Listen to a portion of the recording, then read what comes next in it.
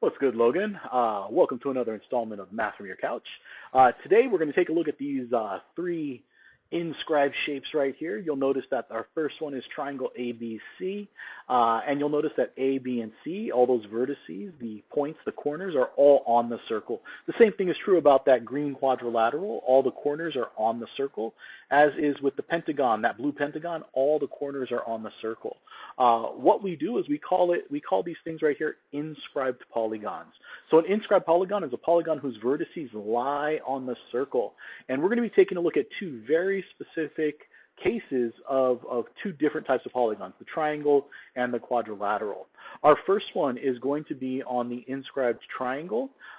If you inscribe a triangle, there is a very specific type of triangle where we have some really cool, or I should say, we have a property that comes about it. I don't want to say cool, but there is a property. And this is what the property states, is that if a triangle is inscribed in a circle and one of the sides of the triangle is a diameter of that circle, then the triangle must be a right triangle.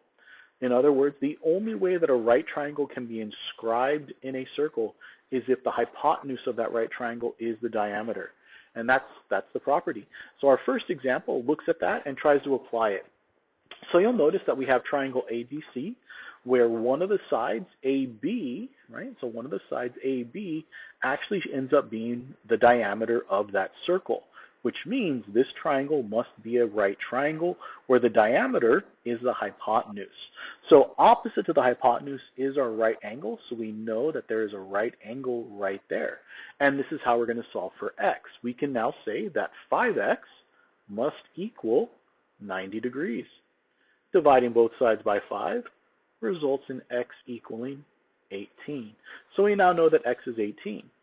Now you'll notice we're also asked to find y, and y is that third angle. If we remember, the three angles of a triangle must add up to 180. So if we take angle A and we add it to angle B, and then add it to angle C, which is 90 because it's a right triangle, this should add up to 180. This gives us y plus 128 is equal to 180, and subtracting the 128 from both sides results in y equals to 52 degrees. So we now know the measurement of y, or the measurement of angle A. Okay, our second example is another right triangle example. In this one, we have a triangle ABC, and you'll notice that one of the sides of the triangle happens to be a diameter, which means it is a right triangle, so we now know that this is a 90-degree angle right here. All right, so the question asks, find the exact circumference. Find the exact circumference. So you have to remember, the circumference formula of a circle is pi times diameter. So we need to figure out what this diameter is. So what is the measure of this diameter? So we know two sides of the right triangle, but we're missing the third side. If you recall, we can use Pythagorean theorem, which states that if you square A, which happens to be 6, and you add it to the square of B, which happens to be 8, it will equal the hypotenuse squared. And now we solve it. 36 plus 64 can be simplified to 100. So we have 100 is equal to d to the power of 2.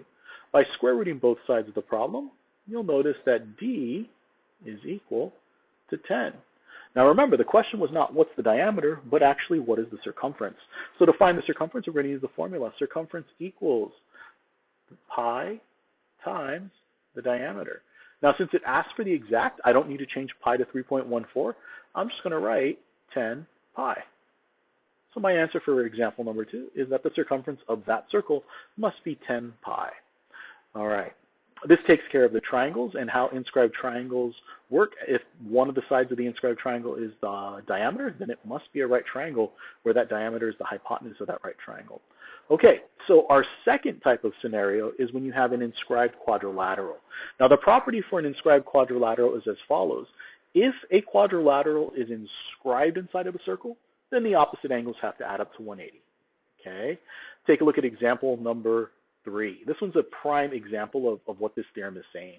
This theorem essentially says that if this quadrilateral EFGH is inscribed, then the opposite angles must add up to 180. So the first question is to find angle G. Well, I know that angle G and angle E must add up to 180. So I can write down angle E which is 100, plus angle G must add up to equal 180. Solving this by subtracting the 100 from both sides, we find out that the measure of angle G is equal to 80 degrees. So I now know that this angle has to be 80. All right, now angle H, you'll notice angle H is down here, and opposite to angle H is F. So we can say angle F, which is 92, plus angle H, which I don't know, has to add up to 180 because they're opposite angles of an inscribed triangle. Subtracting the 92 from both sides, we get H is equal to 88 degrees. And this solves our third example. This is exactly just a direct translation of that inscribed quadrilateral theorem right there. Opposite angles of an inscribed quadrilateral must be congruent to each other. All right, our final example, example number 4. We need to find out the measurement, the value of A. Now, I know that if I add x and z together, if I add x and z, those two things have to add up to equal 180. So if I knew, if I could take 5a and add it to z, I know that those two things have to add up to 180. The problem is I don't know what z is. So I'm going to have to do a little bit of thinking, a little bit of looking. So z, if I knew what that was, we would be good. Now you'll notice I have those two arcs over there. And those two arcs would give me arc WY.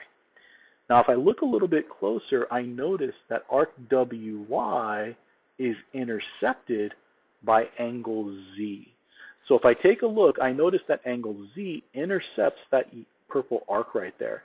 And if I was to add up the 98 and the 42 to get that purple arc, right? So if I add up the 98 and the 42, that comes out to 140.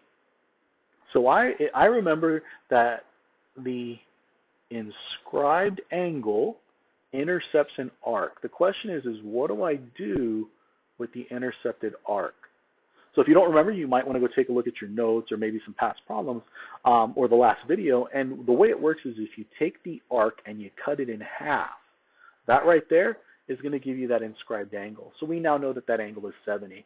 And right away we can just apply the theorem that's right above. We can take the 5a, we can add it to the 70 degrees, and it better equal to 180. Subtracting the 70 from both sides, we get 5a is equal to 110. Dividing both sides by 5, we find that a is equal to 22.